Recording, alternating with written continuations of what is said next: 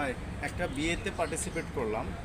তো যা এক্সপিরিয়েন্স হলো একটু শেয়ার করি। আমাদের খাবার টেবিলের মধ্যে কিছু ভদ্রতা মেনটেন করা উচিত। প্রথমত, যিনি দাওয়াত দিয়েছেন আপ্যায়ক, তার জন্য অপেক্ষা করো আমি কোন টেবিলে বসবো।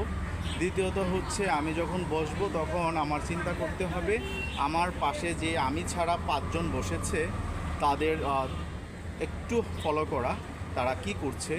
তৃতীয়ত হচ্ছে, আমরা যেহেতু চট্টগ্রামের আমাদের গরু গোস্তের উপর একটা সফট কর্নার কাজ করে, তো আমাদের এক পেয়ালাতে 10 পিস দেওয়া হয়। ওখানে দেখা যায় কেউ একজন হুট করে পেয়ালাটা টেনে নিয়ে 6 পিস নিয়ে ফেললো, তখন দেখা গেছে বাকিরা আর ওই গোস্তটা পাচ্ছে না। সেক্ষেত্রে কিন্তু একটু দৃষ্টিকটু দেখা যায়, ওইটা একটা অভদ্রতার মধ্যেও পড়ে।